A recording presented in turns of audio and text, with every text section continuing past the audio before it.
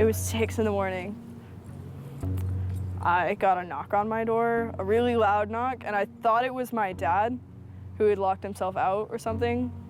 So I opened it, and it's the LED flashlights and the really obnoxious bulletproof vest and the dragging me out into the cold when I'm in my pajamas. That was not fun. They seemed pretty shocked by the sarcastic, belligerent, angry teenager that they dragged out of bed that day. I don't know if it's just that I was 19 or that I was a girl, but they didn't expect this.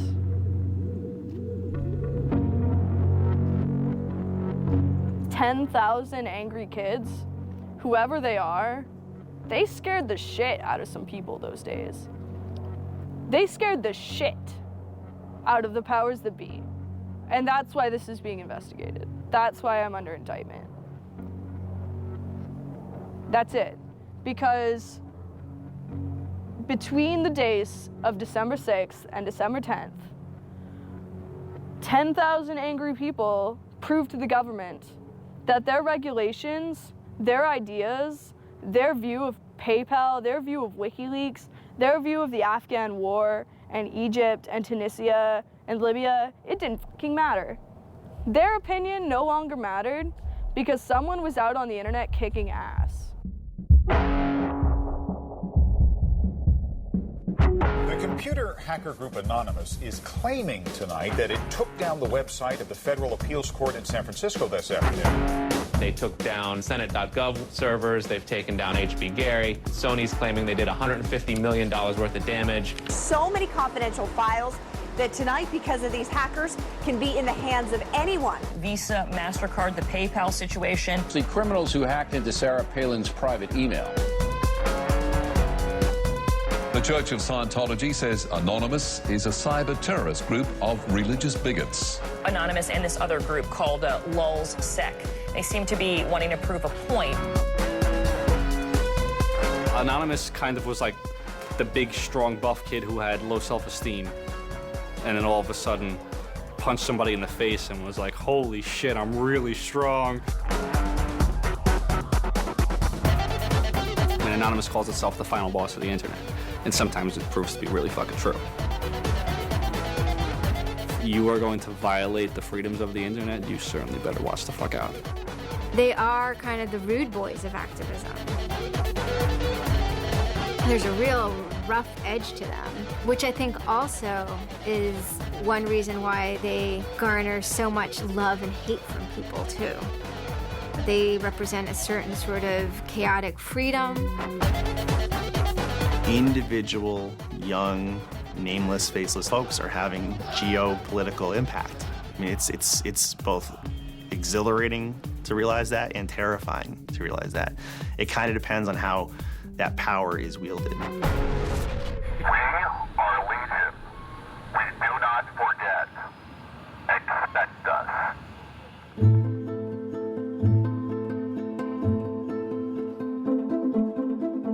We stand for freedom. We stand for freedom of speech, the power of the people, the ability for them to protest against the government, to right wrongs. No censorship, especially online, but also in real life. We have members throughout society and all stratas of it worldwide. Yet we have no leadership. It's one voice. It's not individual voices. That's why we don't show our faces. That's why we don't give our names. We're speaking as one, and it's a collective. Good timing.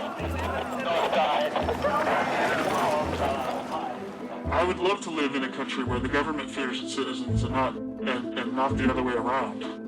But right now, plenty of anonymous actors are in hiding because of fear of reprisals by the government. I've been called many things. There's unpatriotic. That we're just a bunch of children sitting in our parents' basement. I got called a terrorist sympathizer. We've been called kids, we've been called cyberbullies, we've been called hooligans, and, you know, sometimes those words aren't entirely unfair, but this is a serious political movement.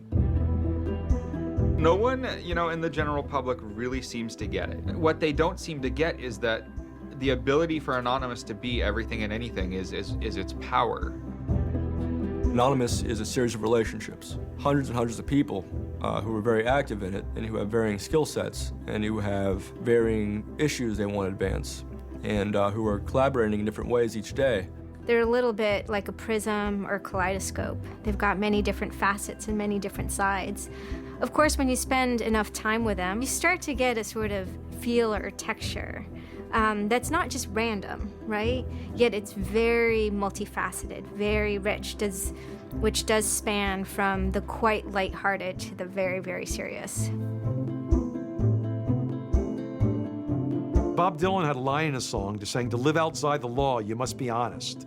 They might do something which isn't technically correct, maybe it's not legally correct, but they're doing it for purposes that in their minds at least are ethical.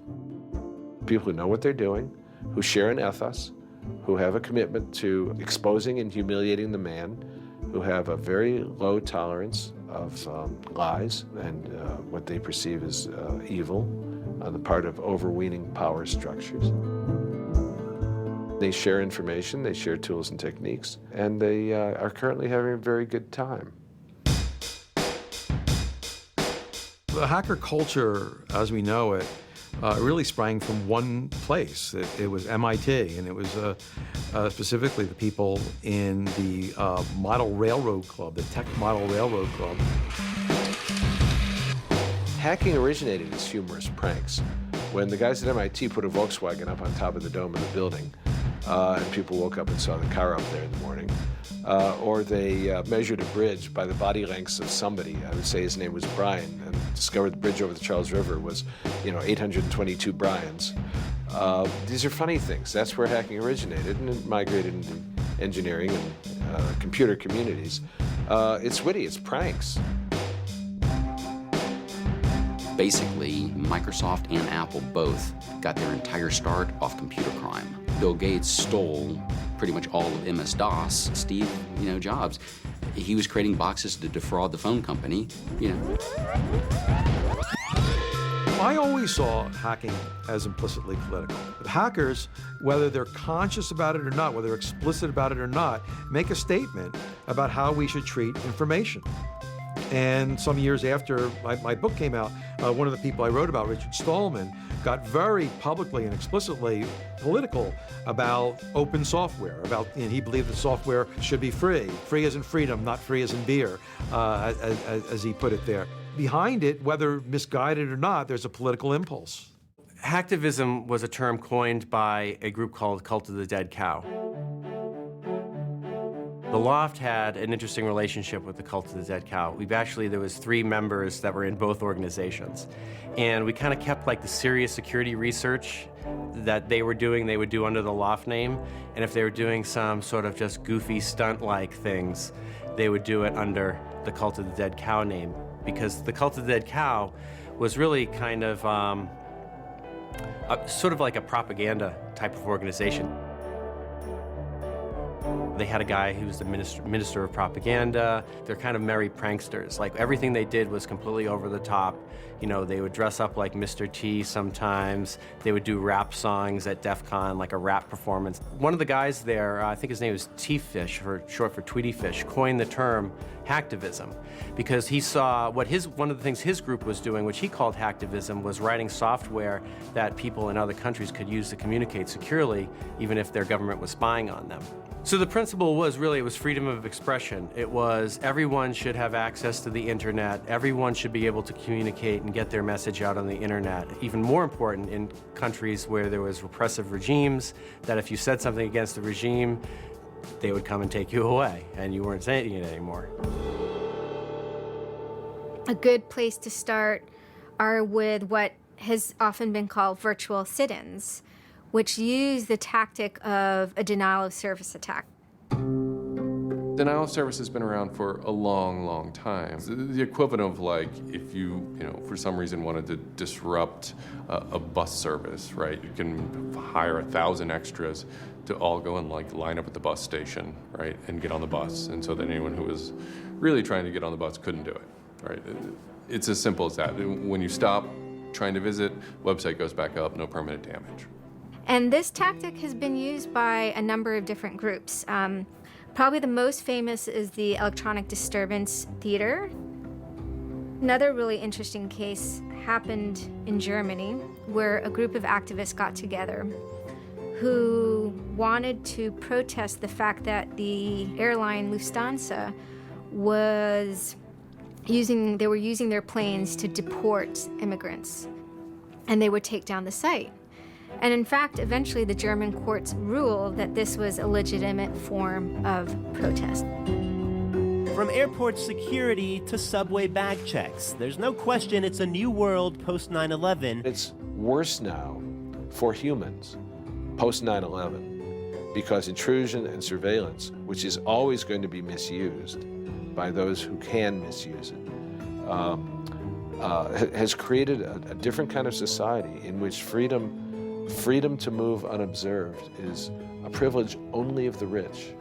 Privacy is a privilege only of the rich. Hackers see the technology giving them sanction to buy that privileged exclusion as well. Intrinsic to the technology is the power to self-transcend and get out of the hump of the bell curve and move forward to a par with the masters of society and do battle with them on an equal level playing field. That's activism. Anonymous grew out of what's known as 4chan. Essentially, this is just a website where people can upload images and you don't actually give your name. It's just sort of anonymous. When you look at 4chan, you're often surprised because it looks like a site from like 1995 or something. The idea is very simple. You post a comment and you post a picture. And you can post under your name or anonymously. And it's separated into boards about particular topics. So there's a topic on anime, there's a topic on weaponry. There's like a 4chan board for origami, and you just upload interesting pictures of origami. And then there was a group called the B board, which essentially was for like anything goes. The first time anybody goes on B, it's kind of an instant revulsion. Because there's never a time that you go on there where you don't see something horrible. That instantly puts off a lot of people. The idea is post something that can never be unseen.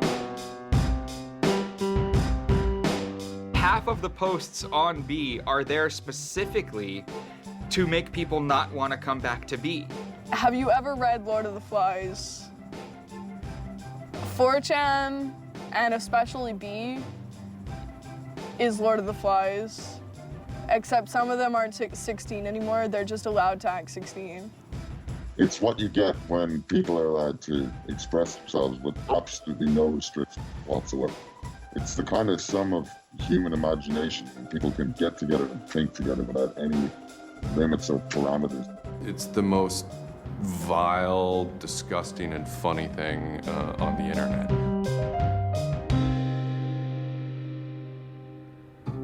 4chan was founded by Chris Mootpool when he was very young, maybe 15, in the early 2000s. He started 4chan because he was a big fan of Japanese animation. Christopher Mootpool is the sweetest kid you've ever met in your life. He's small and he's got these sort of like tiny features, and he runs the most disgusting website in the world.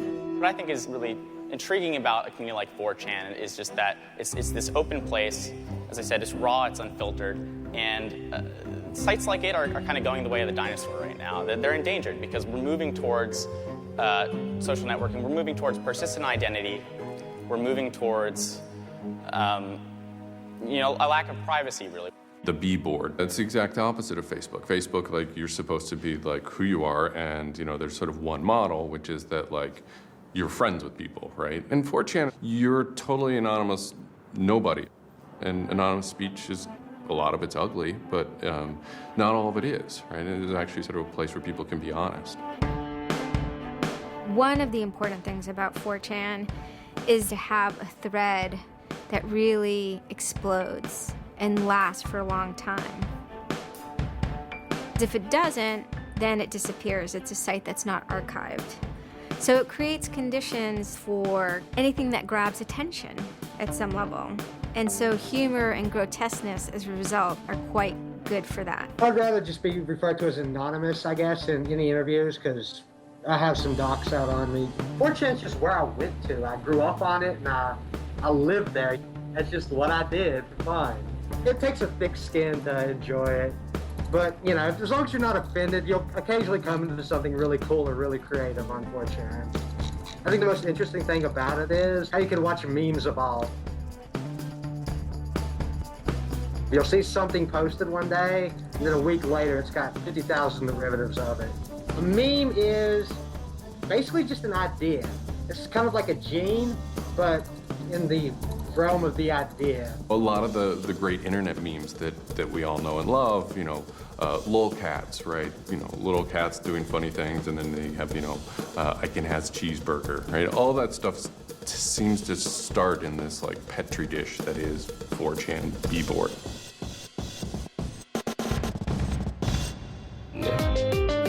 Say it publicly and your insane chocolate rain.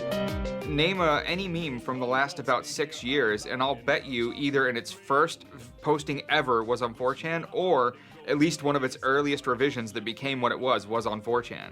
I can see the food situation is so we'll be on our way. It's basically the best breeding ground for internet culture, as far as I'm concerned. With your neighborhood insurance rates, chocolate rain. 4chan is also very known for acts of trolling. Trolling is a fucking art. Trolling is getting the person you're talking to get as pissed off as they possibly can, and for no reason except for your own enjoyment. Maybe you're trying to illustrate a point, but it's mostly for your own enjoyment. For them, it's funny that like people think the internet is serious business, and if people think the internet is serious business, it's a troll's job to make their life terrible.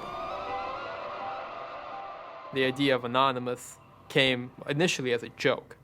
I mean, somebody suggested that what if the whole site, what if 4chan, what if B was just one person? And what if that's just one guy called Anonymous sitting somewhere, and you're just reading all these posts by one guy? And it kind of looked like that from the outsider's perspective. I mean, there's no way to tell the difference. It might as well be one guy. Fox News did a very famous segment about it. They call themselves Anonymous. They are hackers on steroids, treating the web like a real-life video game, sacking websites, invading MySpace accounts, disrupting innocent people's lives. And if you fight back, watch out. Destroy. Die. Attack. Threats from a gang of computer hackers calling themselves Anonymous. I've had 7 different passwords, and they've got them all so far. Anonymous hacked his site and plastered it with gay sex pictures. His girlfriend left him. She thought that I was cheating on her with guys. As long as I can think back, Anonymous have done some pretty off-color things in the name of getting cheap laughs, you know. But, I mean, that's part of the culture. They get what they call lulz. Lulz is a corruption of LOL, which stands for laugh out loud. Anonymous gets big lulz from pulling random pranks. For example, messing with online children's games like Habbo Hotel. Habbo Hotel was this online community where you had an avatar and you walked around and talked to other people. It was kind of like an early version of, you know, World of Warcraft or Second Life or any of those virtual worlds. What the people on B did was invade Habbo Hotel, created, you know, thousands of avatars. They all had this one uniform of a black guy with a big afro wearing a black suit. And so there would be thousands of these people, black guys, black suit, you know, huge afro, walking around this world, and they would do things like form a swastika out of themselves. And I think that was a real landmark because it was when they were able to see that, you know, they can use their numbers to do something really interesting and really disruptive. So we blocked the entrance to their pool, and that just pissed them off so fucking much. It was fucking beautiful. That was fucking just wonderful. Wonderful times. Those kids love that pool. They love the shit out of their pool. The goal was actually to offend everyone, simply because the idea that we could offend you by drawing a little shape on the screen was stupid to the people involved in it. They were like, really? You're going to get that mad over us just drawing this on the screen? Wow, well, you need to refocus a little on life because this should not be upsetting you that much. Barrett Brown. I'm the director of Project PM and former operative with Anonymous. We were targeting furries, which are a subculture of people, of course, who, a lot of people on 4chan find irritating by virtue of their being irritating. A furry is someone, generally a male who's autistic in his 20s, who identifies with animals and oftentimes has sexual attraction to other people dressed as animals. There's diaper furs, furs who enjoyed wearing diapers, baby furs who enjoyed thinking themselves as a baby. We had furry infiltrators, people trying, we had secret groups. Mine was called the Illuminati /I/Illuminati, and we were, our goal was to wreak as much havoc as possible because it was stupid. There's a point, when I was, otherwise, seemingly respectable writer, in 2007. My first book had come out like that, but I spent my evenings on Second Life, that big, virtual world, riding around in a virtual spaceship with the words faggery daggery do written on it, wearing afros, and dropping virtual bombs on little villages and concerts, and waving giant penises around. And that was the most fun time I've ever had in my life. All these different organizations online, whether it's 4chan, or just any website, there's typically a community aspect to it. This is where people have their social relationships. This is where their friends are. This is where they have a creative outlet. And so all those aspects are going into groups like Anonymous, where people feel like they're part of a bigger thing and they're able to express themselves within that group. There were certain words, certain phrases, certain ways people respond to things, certain images that were posted that created a pattern, and that pattern was, I guess, the origin of what is now Anonymous. It's like Freemasons with a sense of humor, and so much so they have this common symbology, and one of their chief joys, which is kind of wrapped up in power and secrecy, was the fact that they could recognize each other by referencing these symbols, referencing these phrases. Over 9,000. It's over 9,000! I lost my iPod. Mudkips, anything involving mudkips. So you have this weird sort of international culture developing with people, across the world, wherever they may be.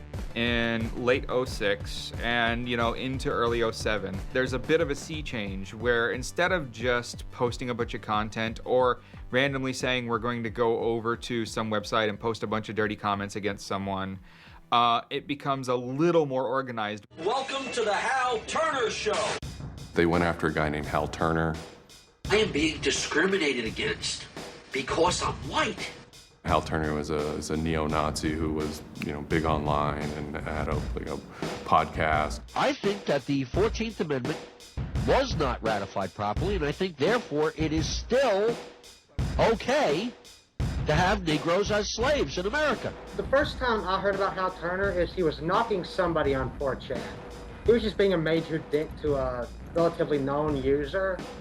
And for the fun of it, we started trolling him. And then I guess we kind of figured we had a moral high ground, which allowed us to get people on our side. But he was a fucking neo-Nazi. That's not okay to be in modern society. You're not allowed to do that. And there's a million neo-Nazis out there. But he started picking on our dude, so we had to go to our dude's fucking defense. And it just so happened that he was a neo-Nazi, so that's a bigger reason that he's a fucking dickface. I'm like, yeah, screw that racist son of a bitch. Let's do this, So I joined in, and I made some of the phone calls, and, I played around on the chat thing on his website and posted in the threads and whatnot. Who are you? Where are you calling from? Hola, this is Pedro. Spick, Diego. Don't call my radio show anymore, you filthy spick animal. The college that I you're go on the Hal to Turner Show. has begun an integration program where they try and purposely lower standards to bring more blacks and quote unquote diversify the campus. And by the end of the next 5 years, they intend to bring over 9,000. He was just a horribly racist radio personality who seemed to handle it well when you called in. Like, he could handle being berated by Anonymous. And that made it very interesting. It made it a bit of a challenge. It wasn't some guy who just either crumbled or stopped answering the phone. It was a guy who would yell back. I don't see where you're going with this. Where I'm going is, I believe Barack Obama is genetically incapable of exercising the power necessary to govern the most complicated nation on earth. That's where I'm going with this. And I think part of the reason he's incapable of doing it is because of racial genetic inferiority. Is that clear enough for you? No, you changed the subject again. Wait a second, you asked Hal me... Turner wasn't the first, actual person that, Anonymous had caused trouble for, but the circumstances ended up being significant. They DDoS'd his website, stuff like that, costing him thousands of dollars, bandwidth fees. We DDoSed him, which is overflowing his server with packets and fake information. And then we kind of trolled him in real life. We sent countless pizzas to his house. We signed him up for escorts on Craigslist. We sent a bunch of pallets of industrial materials to his house, which he ultimately had to foot the bill for. And basically we destroyed his ability to pay for his radio show, and that took him off the internet. He was super pissed. And then they ended up getting some real hackers to help them out. Like, this wasn't sort of pranks. They actually were able to get into Hal Turner's private servers and his mail servers, and find some interesting emails that he was serving as an FBI informant, which, if you're a right-wing neo-Nazi, is not a good thing to be. And obviously him being an FBI informant, and also his reaction, his sort of douchebaggy reaction to the raids, damaged his credibility within the white nationalist scene, which is a shame. Hal Turner's gone. He's been prosecuted by the feds for threatening judges. It wasn't supposed to be different, but it ended up being different. People who observe Anonymous see this group called Anonymous going after this white nationalists and say, oh, hey, look, Anonymous must be some kind of activist organization. So by virtue of those people joining Anonymous, Anonymous becomes more of an activist organization. What follows is a period of confusion and anger in which, the original Anonymous people, the sort who want to keep Anonymous as this nihilist, little, ridiculous group, are upset that now, that the most terrible thing on the internet is now becoming a force for good all of a sudden. Anonymous has never been about getting media attention or getting all of this attention towards it. I mean, it's a community, a pretty, sometimes insular community that just kind of kept to itself, made jokes and made content. But that was, of course, changed completely, just turned completely on its head when Chinology started. Anonymous began to become less of just a culture, people who wanted to perform pranks, and more of the internet's first army. I'm Mike Vitale, and my handle is Seth Dude. Now, this is January 2008. Anonymous is strong now. We're not a little dinky fucking group anymore. This is millions of people worldwide, and we're watching. And then Scientology stepped in with a big target on its chest. A video came out of Tom Cruise. It was supposed to be an internal Scientology video, talking about secrets of Scientology. Being a Scientologist, when you drive past an accident, it's not like anyone else. As you drive past, you know you have to do something about it because you know you're the only one that can really help. It talks about you're the only one who can stop, bad things from happening. And so this is kind of widely mocked online. It circulated like wildfire. There's nothing part of the way for me. It's just... People found it humorous and goofy. And the Church of Scientology went into their legal mode, and they threatened websites with lawsuits if they didn't pull down the video. Instantly, the Scientologists post a DMCA, Digital Millennium Copyright Act. And this is a way that if you own content, you can go to video sites, upload sites, and have your content pulled when someone uploads it illegally. So Scientology's always at odds with the internet, always trying to legally bully people out of fucking them over on the internet. They always did that. And then here they are trying it again, but you know what? Anonymous saw that, and they said, oh, you guys just fucked around badly. You're trying to censor our internet. Are you trying to take a joke away from Anonymous? You don't do that. What these people did, in this case, these Greg Hausch and these other people, was they decided, we can probably harness Anonymous in this case and target Scientology. A few people on 4chan posted, hey, we should grab that video and post it on a few other sites.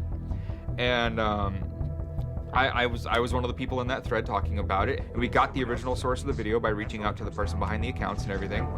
We start posting it. The surprising thing was how fast they were DMCAing them on every site.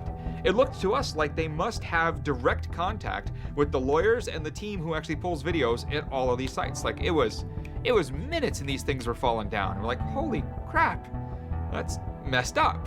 What followed was this term called the Barbra Streisand effect. And this video as they're attempting to suppress it, went everywhere. Like, everywhere you look on the internet, you were gonna stumble upon this video. Actually, Gawker, the site that I work for, was, I think, the first one to put it on the website, and we got in a huge legal battle with Scientology, who wanted us to take it down.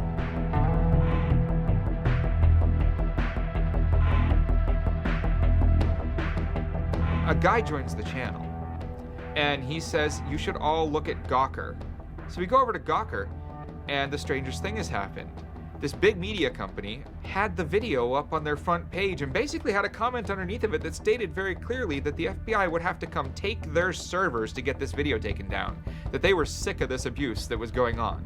That made us think, what have we gotten ourselves mixed up in here? Scientology is an interesting target because in some ways it's the perfect inversion of what geeks and hackers value. At so many different levels: science fiction, intellectual property, discourses of freedom, science and technology. It's very proprietary, it's closed. And so in some ways, if you had something like a cultural inversion machine and you stuck geeks and hackers in there, you'd get something that looks a lot like Scientology.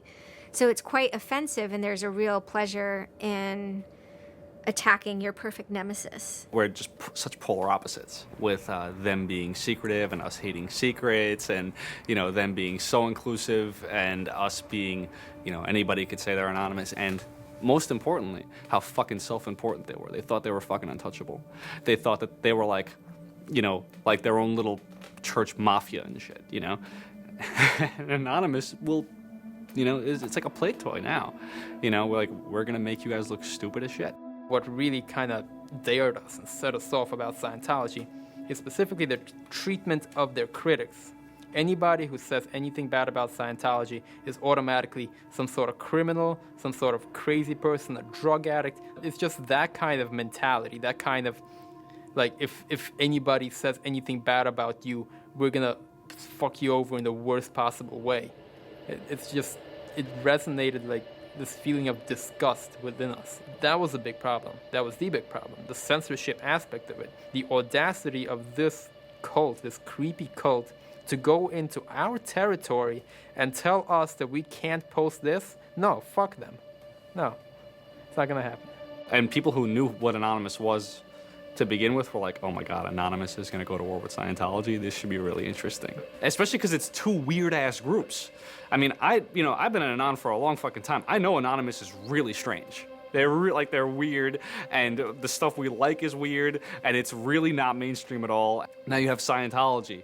Also really weird. A lot of crazy shit goes down.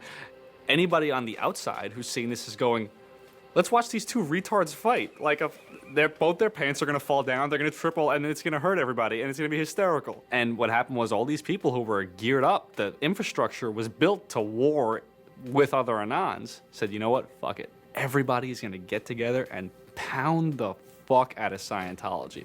And then that's when 4chan kind of reared into action, really reared into action. And they started to troll the Church of Scientology. And this took the form of pranking the Dianetics hotline, ordering pizzas. Every fax number we get, we're sharing them all. Every number we get, we send black pieces of paper on a loop until we sold their ink. I go to call them on the phone, and it's busy. And that's their main fucking Dianetics hotline. Their Dianetics 800 number, you can't get through because Anons have completely fucking clogged it. And just probably saying stupid shit. The whole idea was just you call them just to keep them on the phone. What's an Elron? How do I Dianetics my face? They were not expecting that, and they couldn't handle it.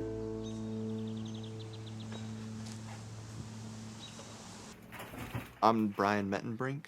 I always liked anything technical, mechanical, anything sciencey, really. Computers do what you tell them to. They don't all of a sudden start doing weird stuff, and if they do, it's probably your fault. And I always like that, they're perfect, really, in a way.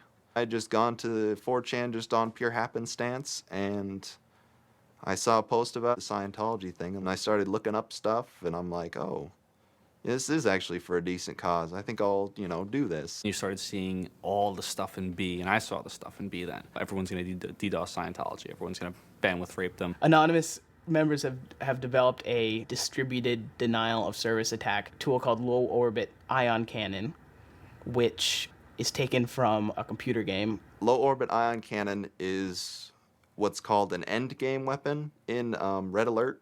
All you had to do was literally follow instructions step by step. I downloaded a program that's free and legal for anyone to download and use.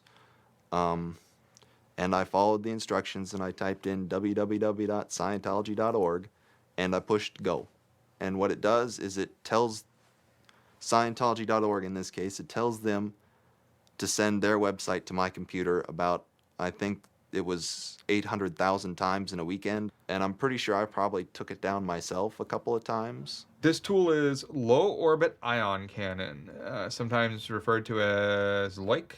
I am actually not breaking any laws by using this tool against my own computer, 127.0.0.1, which is a non-routable address.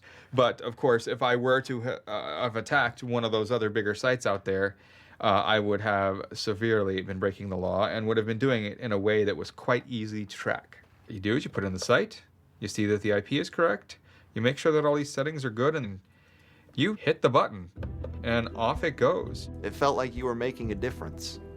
You know, just you yourself. And you didn't even have to leave your home, you know? You just sat at your computer and followed instructions and stood up for what you believe in, so to speak. You made your say in the world, and hopefully it turns out better for it. Yeah, that was some really crazy stuff to watch. To be sitting there in front of a monitor and you have just information just flying in front of you, and it's this unseeable internet war. And one of the guys said, we need to make a video. We have to make a video. Hello, leaders of Scientology. We are anonymous.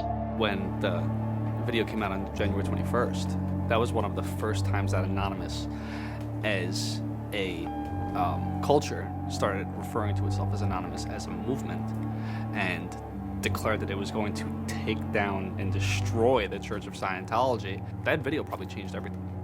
Knowledge is free. We are anonymous. We are legion.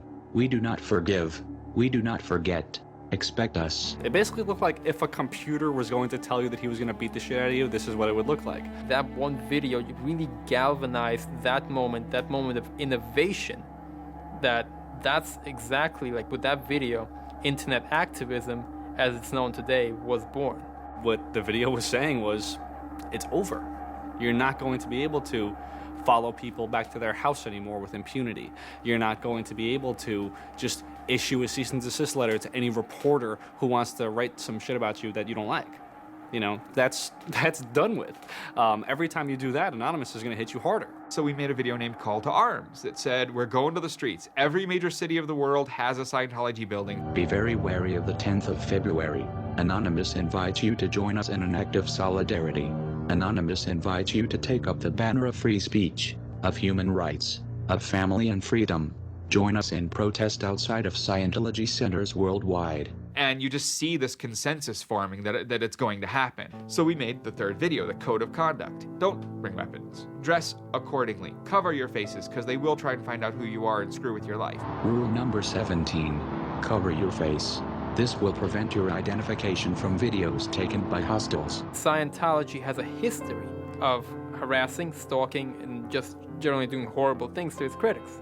So people needed a way to hide their identities. A lot of people had very legitimate fears. They don't want to be followed home. They don't want to be stalked. They don't want to put their families and themselves in danger.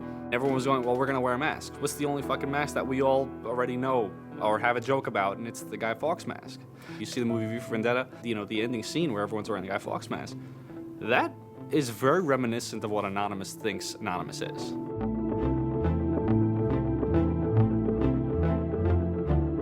We wanted to represent anonymity in some way when it moved into real life. I think that the Guy Fawkes mask was one of the most natural things to happen. It is the idea that none of us are as cruel as all of us. You have this massive crowd of people who are anonymous that is going to fight against a bigger thing and win. Even after watching the video, it's like, yeah, this is great, but who's actually gonna do it? Who's gonna step up? Are people actually gonna get out of their house? And I guess we were really affected by the stereotype of of that whole community, they're being internet nerds, they're too afraid to leave their mom's basements. I figured maybe 50 nerds from every city somewhere might show up and wear their masks at a building for a while and leave. No one thought that they were going to come out. This is me on the way there. I haven't slept. I'm very fucking tired. And I remember going to the park that day, and it's really fucking early in the morning, which I thought was a bad idea. And I'm smoking a cigarette, and I'm looking around like, where the fuck is everybody? There's nobody here. So here I am, sitting in Bryant Park, waiting for the other announce to show up. I remember thinking like, oh fuck, like, am I gonna be the only one in the park? Am I gonna walk to Scientology with fucking 6 or 7 people? Which totally defeats the entire purpose of this, because now they could single me out, you know? Then I get up and I start walking around and I see there's a lot of green balloons over there for some reason. On the other side of the park, there was like fucking 200 people. There was Guy Fawkes masks everywhere. And I'm like, holy shit, this is huge. There's a fucking lot of us. That's pretty good. I had no idea how many Anons there were until we started moving. And it just fucking got bigger. I remember walking through Times Square, and everybody in Times Square was an Anon. Like, and you know, this is like a fucking 1,000-person per like fucking minute foot traffic area, and everywhere I'm looking, I'm seeing fucking Anon symbols. It was fucking wild. It was really wild.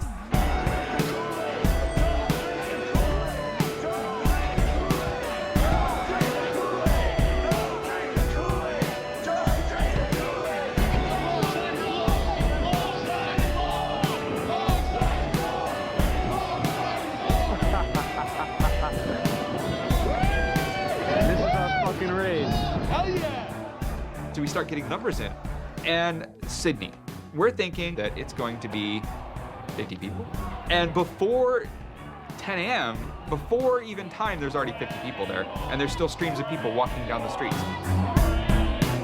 A couple hours into it, you know, because I didn't go to bed until 1 in the morning, you know, you're looking at Sydney as, wow, there's 250 people in Sydney. The cops are estimating higher than that for their reports. What just happened? Adelaide, Perth, and Melbourne happened. And, you know, over 200 at each of them. We nearly broke 1,000 leaving Australia. Now, the next protest was Tel Aviv, which had actually gotten its first Scientology building a week before this. There were Palestinians and Israelis at this protest, both holding their flags, and at one point they actually switched flags and held up each other's flags and whatnot. It was awesome to see. I call our guy in London, Britanon, and I say, hey, what's going on there? And he's like, did you just get out of bed? I said, yeah, I haven't even turned on the computer. I just figured I'd call you. And he said, we've got 600 people, and the cops are really, really mad at me. All the major cities were having hundreds of people come out. It's massive. Clearwater had like 300 people.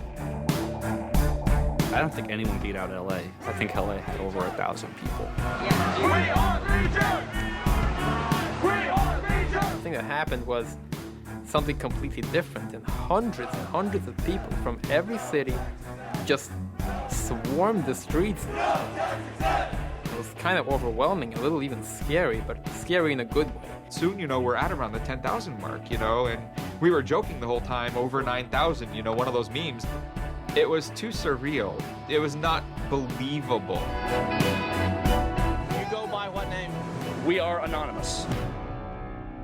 It was very empowering, especially after people saw the thousands of people showing up. This was it. We owned the world at that point. You've got lolcats, and you've got rickrolling. You've got all these other things that Anonymous has been involved in. Then, you know, take us a month later, and, you know, 10,000 people were just in the streets. And in every major country in the world, in every major city in the world. And what the hell just happened? What changed? You know, who flipped the switch? The world looked very different to me at that point. We all met each other. The idea of an Anon is you're fucking alone until you get to 4chan, you know, and then these people all think like you know? Then all of a sudden you're not alone. You are with fucking 500 others, you know, they all know the same jokes as you. They all clearly have similar interests as you. Here's your culture. You meet your own people finally. immediately you felt like you were at home. If you were an Anon, you were at home. We all like spent years in the same place, looking at the same pictures, laughing at the same jokes. You know, we pretty much were already friends, even though we've never ever met. It was very happy. It's perhaps a little surprising. It's not just preteens or teenagers. There's a far more even mix of males and females than you would imagine otherwise. Everyone always figured Anonymous was a very male, thing, but it wasn't like that at all, There's some fucking hot girls come through. Like, there's some really, you'd be surprised.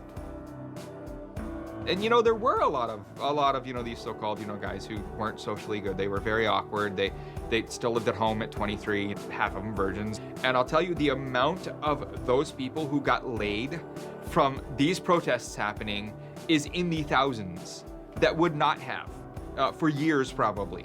That's why those protests were so important. It was a chance to finally meet other people that were previously anonymous and unknown, and hence it was the moment of the end of their anonymity.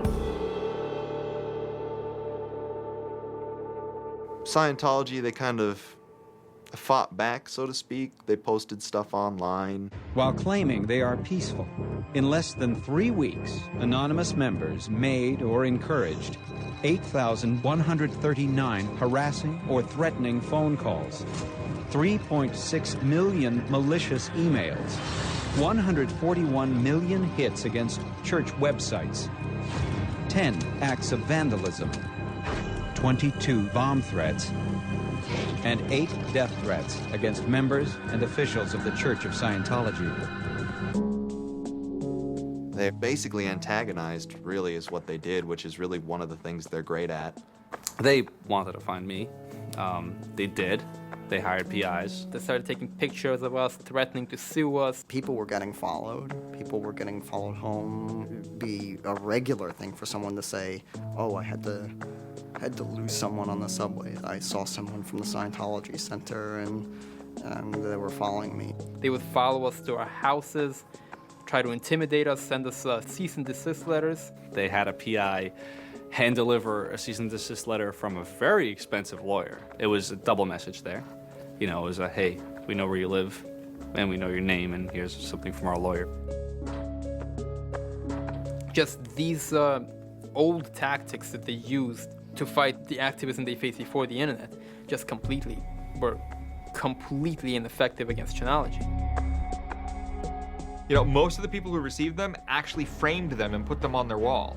I've seen multiple of them framed and put on the wall. Mine's sitting in my closet somewhere in a box. They don't care to actually use the legal system to get you thrown in jail. They care to use the legal system to get you to stop. I did the whole low orbit ion cannon stuff, and then I pretty much just went about my life after that for probably, I think it's 6 months, and then the FBI showed up here at my parents' house where I wasn't, looking for me. 2 men got out of the car and took Flashed their jackets off and laid their guns on the front seat and came up to ask us if Brian was home and explained that they were the FBI and they were looking for Brian, and I've never been so scared. And then my parents directed them to where I was living. And they showed up and said, I'd like to have a friendly conversation with you. And I had the worst friendly conversation of my life. We sat down at my dining room table, and they just started asking me questions. And I'm trying to figure out what they're here for, because I have no idea. And they eventually started asking me questions about Anonymous. I was scared to death. I mean, my son is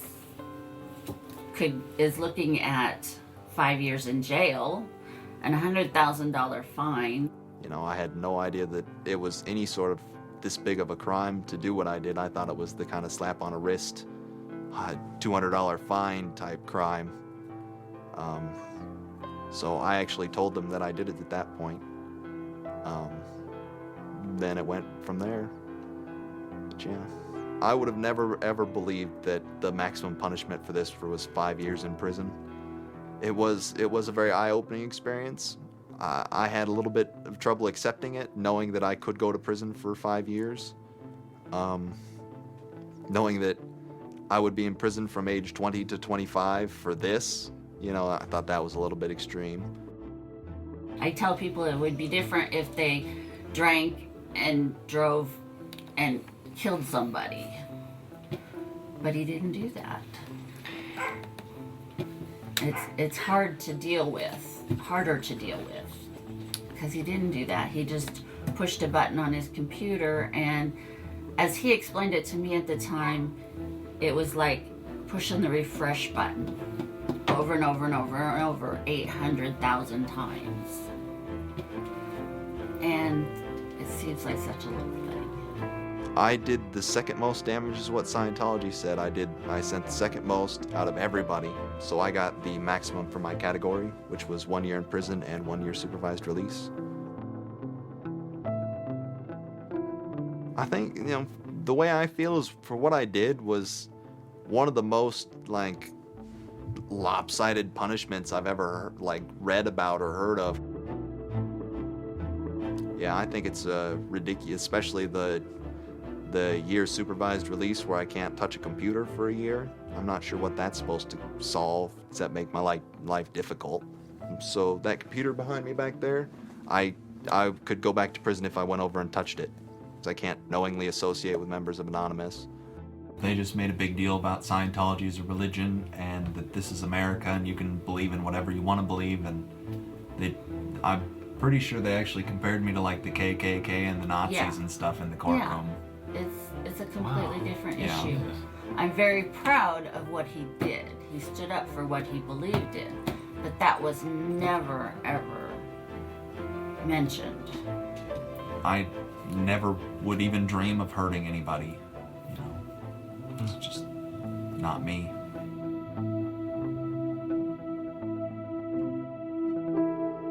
Prior to Anonymous, critics of the church still had to be very, very careful because of the aggressive lawsuits that were launched against academics, journalists, and other critics. I would say that era is over. And Anonymous, more than any other sort of intervention, is probably responsible for that change. This actually caused a decent rift in Anonymous. There was one big group, significant group of people who would say, this Chinology stuff, it's cancer, it's awful, it's bad, it's just bringing attention to us that we don't want. The trolling isn't happening, we're not getting our jollies. Like, now this is all really serious and moral and somber, and like, well, you know, that's not what I signed up for, that kind of thing. And then there are the people who were on the other side who are going, well, I only signed up for the serious and somber. You guys, go away. This is, you know, and, you know, there became this very fierce clash of ideologies, and it was alien to us. They decided, in their own words, which I was privy to because it was told to me, stop ruining our bad name. So to make Anonymous look bad, they go off and they post animated GIFs, animated images to epilepsy forums that are black and white, just strobing really quickly. So any of the epilepsy people on these support forums see it and they fall off their chairs, you know, in seizure. You start hearing this term moral fag. If you're not out there making epileptics have seizures, then you're doing it wrong. So you're a moral fag. Which is what I am, a moral fag. Those who want to use Anonymous as, you know, as a tool for good in some sense. Rather than just doing what we used to do, which is to screw with video games. One Anon said it well once. There is no leader. Their ops have momentary leaders, de facto leaders. I like to describe this with the picture of a bird swarm. Everybody's flying very, very quiet. Suddenly one bird flies into the other direction and the mass fly into the same direction following that person. It's totally okay to say, I'm sorry, I don't take part. When Chinology was running full force, it was like a kid stretching for the first time and actually seeing the real power. It's the teenage period, actually, trying, Operation Pitstorm. Operation Titstorm. Australia over the past couple of years has been relatively malignant in their attitude towards internet freedom compared to other Western countries. A guy named Tux wanted to attack the Australian government in retaliation for upcoming internet censorship laws. And one of them involved banning pornography with women with small breasts for some reason. So that was the first time that Anonymous went up against the government. When they DDoS'd and took down several government sites, it was the first time that Anonymous was going up against a state. If you had asked me all throughout 2008 and most of 2009, is the politics of Anonymous always going to be sutured and hinged to the Church of Scientology? I would have said yes.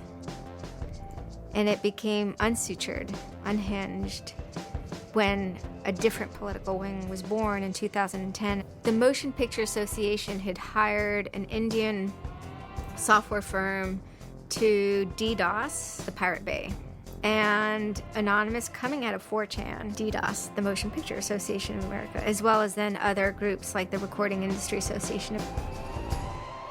It angered people for a lot of different reasons. I mean, obviously one of the reasons was that they were attempting to censor the internet. Another of the reasons, though, was that, you know, people in Anonymous had been arrested before for taking part in such attacks. Say on the Church of Scientology and other targets that there had been before.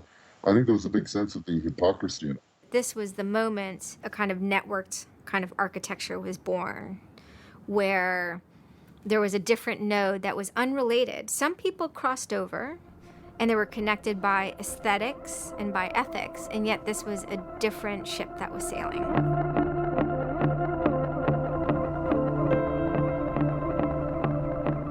It is our task to find secret abusive plans and expose them where they can be opposed before they are implemented. The interesting thing about someone like Assange is that he actually also sprang from, you know, a hacker culture. It's a mentality of spreading information. Julian was Mendax. He was the greatest hacker that ever walked the face of the earth when I was a kid. I mean, they rumored he could move satellites around in space by hacking into NASA. I mean, you know, maybe it never happened, but I mean, it was, you know, it was a myth that kept young kids like me wanting to, like, you know, plug a computer into a modem and see if I can move some satellites around. WikiLeaks is an instantiation of the hacker ethos. Truth wants to be free, and we want to liberate it. WikiLeaks released a huge trove of diplomatic cables. There was a lot of controversy from every quarter of society. The WikiLeaks website released nearly 400,000 secret U.S. files on the Iraq War late today. It was the largest leak of classified U.S. files in history. The diplomatic cables show the U.S. is spying on its allies. Lots of things which were understood in private and may have been not even talked about explicitly. Suddenly they're out there in the cold light of day, and it's going to make some governments and some individuals very uncomfortable. He was showing the world a glimpse of how, you know, the powerful elite actually work. At least to some extent. I mean, these are fairly low-level diplomats sending messages back and forth, but it's a side of government you hardly ever see, and it's pretty eye-opening. And you know, once it's out, it's out. I think information wants to be free. But let's look at it. Let's analyze it. It's important that we know such stuff. It's important that we know what our governments do, and if they don't tell us, then somebody has to. There was one particular moment that really sparked the fire, and this was when PayPal, MasterCard, and Amazon pulled services for WikiLeaks. So all of a sudden, there's no way to actually like process donations to WikiLeaks. And then people went and found like neo-Nazi groups. Visa and MasterCard were perfectly fine with you being able to, like, you know, PayPal being able to like make donations to them, but WikiLeaks, no. You can pay the KKK, you can donate money to the Westboro Baptist Church with your PayPal and your fucking MasterCard, but you can't give any money to WikiLeaks. And I think WikiLeaks is doing a good thing. It's just a total hypocrisy. They got their little fucking banking mafia to fuck, you know, WikiLeaks over. People were incredibly angry. There was a real sense of rage. I think there was a sense that WikiLeaks was exposing the lies that the government had told to the people, and now the government was desperately trying to make sure that those lies weren't exposed. And there was just an intense, I can only call it fury. If you're a hacker, it's one of those John F. Kennedy was shot moments, not to actually compare it to that, but it's one of those moments you always remember exactly where you were when you heard it. I mean, I just really never dreamed that they would have the audacity Anonymous very quickly moves into an attack mode. Anonymous DOSed PayPal. They were pissed. Cyber protests, sit-ins, however you want to look at it. DDoS is a tool that is a big giant, it's like driving a finish nail in with a sledgehammer. The numbers of participants were massive. And they managed over the course of a couple of days to disable the websites of MasterCard and PayPal. It was like watching the hack magician finally get a trick right, because you're not expecting it, and then it's magnificent. It was beautiful. Because what you had is people finally stood up for something. How long has it been since we had a huge, really relevant protest? I'm not talking Tea Party, I want to bring my guns in public. I'm talking 10,000 angry people said this is not right, and I want to do something about it. Soon after, January 2nd, I believe, WikiLeaks was blocked in Tunisia. And Anonymous got wind of that. They then intervened, at first solely for the purposes of stopping the kind of censorship that was happening. They did some DDoSing, and this was a time period where they were getting involved with what I would call non-internet-y social movements and building lines of solidarity. My name's Pete Fine. You can call me an internaut or a hacktivist. Telecomics is an ad hoc cluster of volunteer net activists who have spent much of the last year trying to keep the internet running in the Middle East. During that time, we saw the Tunisian government not only censoring and filtering the internet, but also doing some kind of technical trickery to steal people's Facebook passwords and delete their posts and see who was posting what and, fake posts, stuff like that. Some Tunisian hackers came to us. They were members of Anonymous, and I didn't even know we had members of Anonymous in Tunisia, so it was a shock to me. And they had they had the keys to some parts of the kingdom, so to speak, when it came to the dictator in Tunisia. We went in on behalf of those Tunisian Anons, and we helped them get that and extract it, and then it went to WikiLeaks. The Tunisians overthrew Ben Ali, who was kind of a repressive dictator. A revolution that was facilitated by the internet, by Facebook, and by Twitter. Not caused by it. I mean, 50 years of dictatorship has caused the Arab Spring. But the internet has certainly been helping. There's a video where they are thanking us for being involved, holding up a mask saying we were the only one who stood by their side.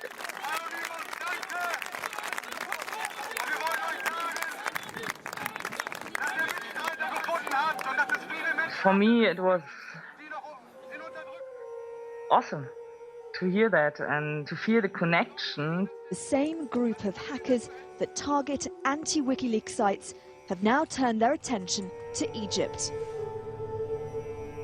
In kind of the lead up to the Egyptian revolution, we would tweet on people's behalf. We would get people from Egypt who were unable to access Twitter on their own on our IRC network, and we would take reports from them and tweet them out using our account to kind of help them get the word out about what they were experiencing. Some of this shit is personal. And one of the things about the movement as a whole, when Egypt rolled around, is that Egypt broke us emotionally. Watching in real time with live feeds that we helped set up, Egyptians get massacred with machine guns. It was different, and I have never in cyber activism wept before. It's never bothered me like that. It's never been able to touch me the way Egypt touched me. It was fucked up that we were watching people killed for no reason other than leaving their homes, that these people had every right to freedom, that they had every right to choose their government. And then January 27th, January 28th rolls around, and the Egyptian government starts shutting down the internet. I mean, just for the whole country. The whole country. There's this fantastic traffic graph that you can see the traffic coming out of Egypt, and it looks like, like this. Just totally stops. And we were just shocked. We were just like, what the fuck? Like, what the fuck? To think that a country would completely cut itself off as much as it was able to from the outside world was pretty unthinkable. You know, we know bad things go on in the dark places. And suddenly it got quiet. I remember that somehow burned into my brain that first Twitter was flooded and suddenly everything was quiet. That's the kind of thing that could start riots. I think when Mubarak did what he did, I think it really upset people here as well as in the Middle East. I put myself in their place, and I found myself in a desert of nothingness because he just wiped out everything that my world incorporated. That just showed me and everybody else that the same thing can happen at any time, at anywhere, in any government. Anonymous and the people on the internet stood up and said, go fuck yourself. You want to shut down their internet? Fine. The people on the internet will show them how to turn it back on. It's almost like the internet as an actual thing. It's like the internet is a living thing. It's like a conscious thing that gets up and says, no, you can't do that. A lot of my friends helped with encryption, helped people on the ground in those countries validate SSL keys and certificates, and really showed them how to subvert their government and become free. And then Telecomics started to tweet connections to the internet, dial-up connections.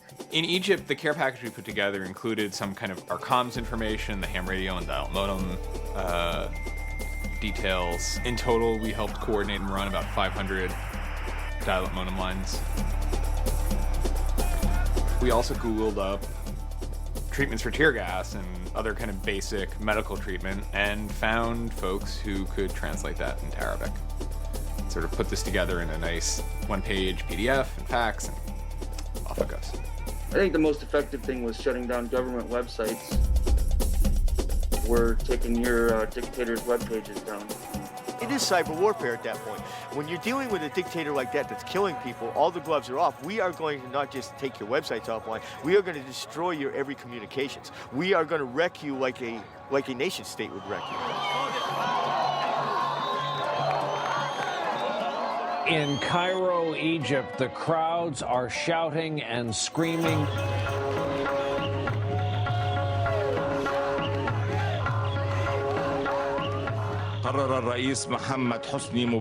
President Hosni Mubarak has decided to step down from the office of President of the Republic.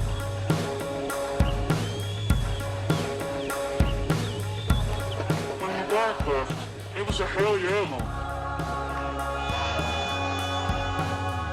People can rise up. People can make a change. And I think for a lot of people in America, it was the first time they had seen people rise up and take down their government and say, we're sick of this shit.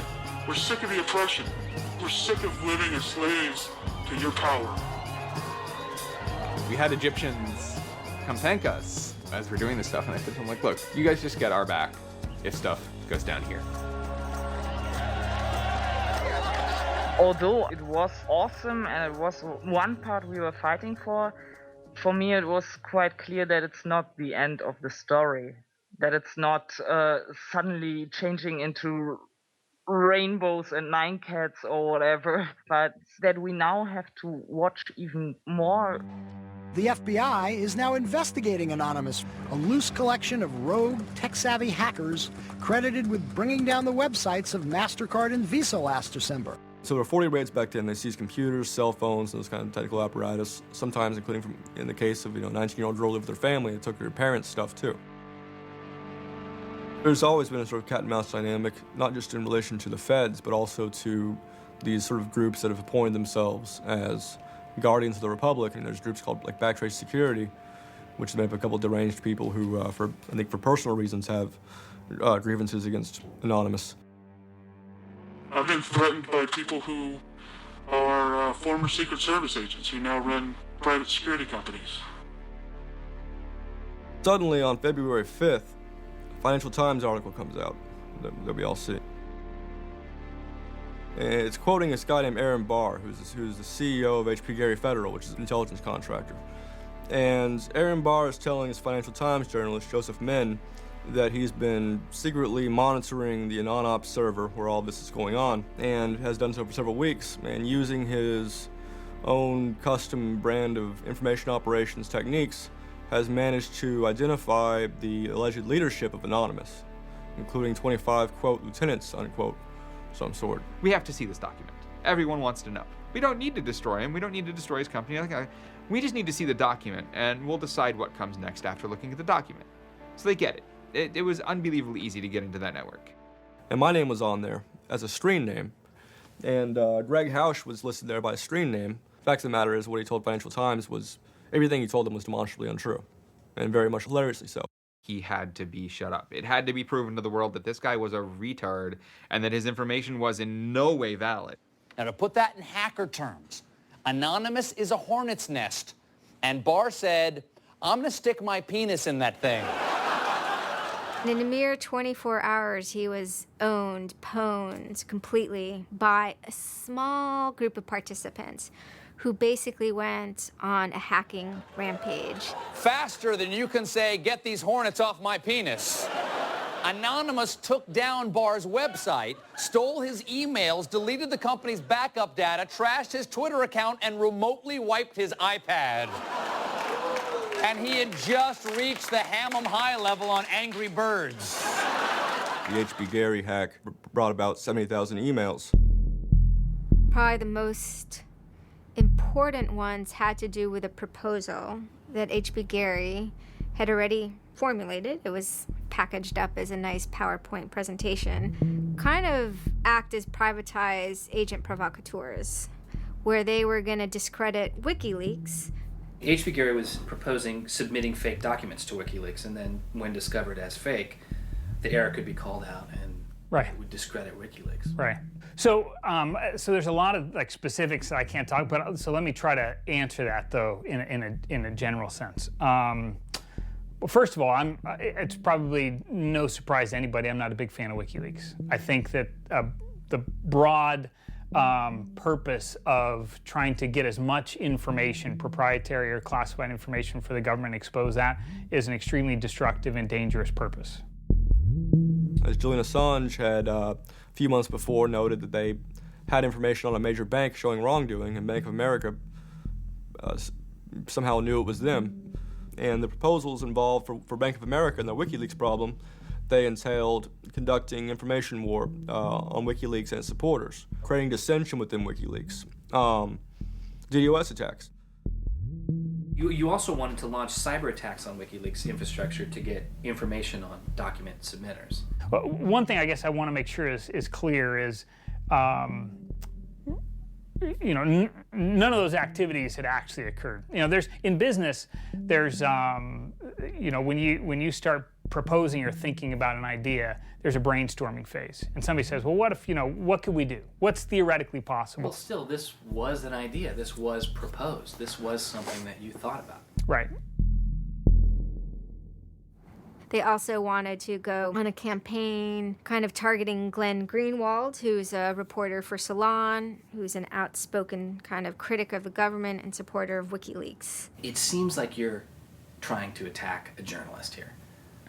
Yeah, and I don't want to talk too much more about Glenn Greenwald, but other than, what I previously said is, there was never an intent to attack journalists, not on my part. Nor I guess I should say I should generalize that and to say that I would never just outwardly attack a journalist, other than if I felt that there was a journalist in my mind that was acting unethically. That that is